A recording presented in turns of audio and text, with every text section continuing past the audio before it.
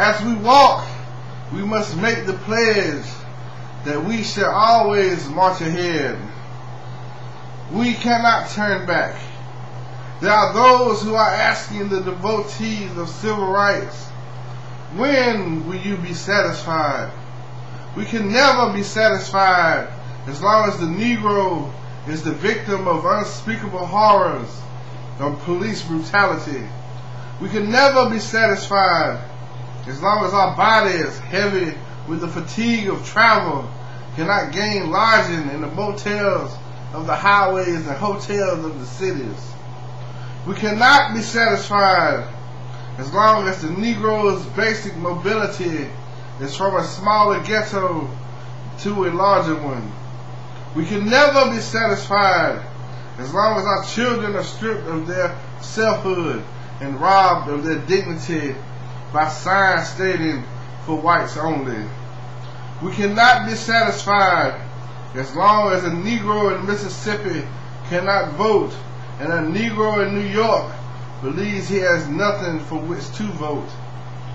No, we are not satisfied, and we will not be satisfied until justice rolls down like the waters and righteousness like a mighty stream. I am not unmindful that some of you have come here out of great trials and tribulations. Some of you have come fresh from narrow jail cells.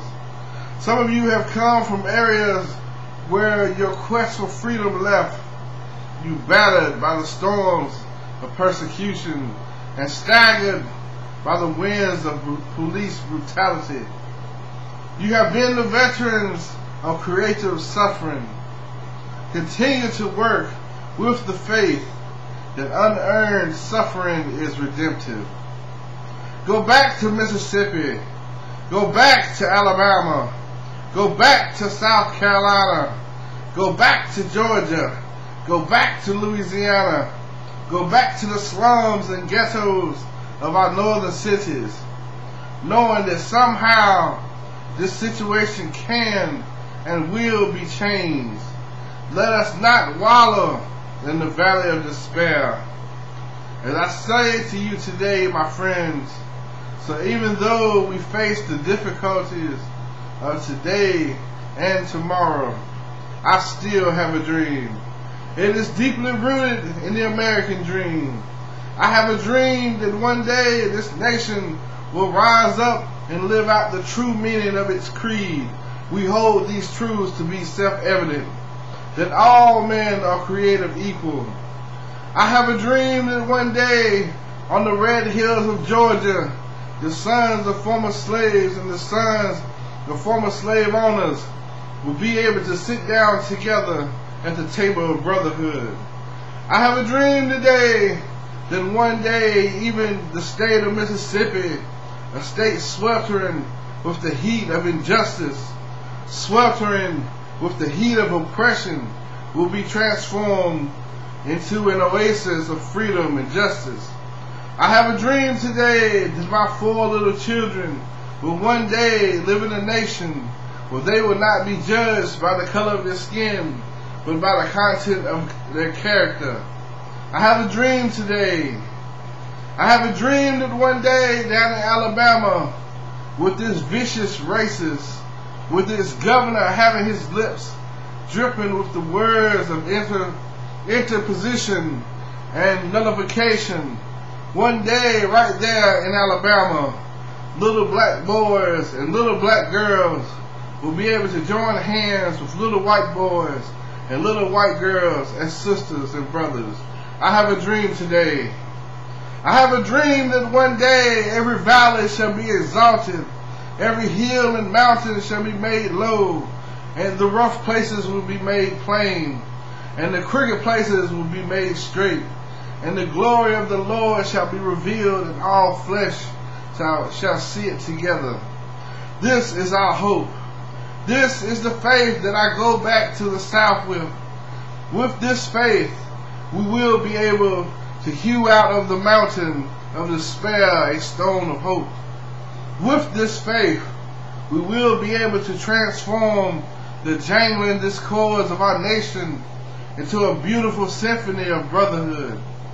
With this faith, we will be able to work together, to pray together, to struggle together, to go to jail together, to stand up for freedom together, knowing that we will be free one day. This will be the day when all of God's children will be able to sing with a new meaning. My country, 'tis of thee, sweet land of liberty, of thee I sing. Land where my fathers died, land of the pilgrim's pride. From every mountainside, let freedom ring. And if America is to be a great nation, this must become true. So let freedom ring from the prodigious hilltops of New Hampshire. Let freedom ring from the mighty mountains of New York. Let freedom ring from the heights Alleghenies of Pennsylvania. Let freedom ring from the snow-capped Rockies of Colorado. Let freedom ring from the curvaceous slopes of California. But not only that, let freedom ring from Stone Mountain of Georgia. Let freedom ring from Lookout Mountain of Tennessee. Let freedom ring from every hill and molehill of Mississippi.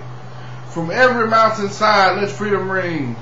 And when this happens, when we all allow freedom to ring, when we let it ring from every village and every hamlet, from every state and every city, we will be able to say, speed up that day when all God's children, black men and white men, Jews and Gentiles, Protestants and Catholics, will be able to join hands and sing in the words of the old Negro spiritual, free at last, thank God Almighty, we're free at last.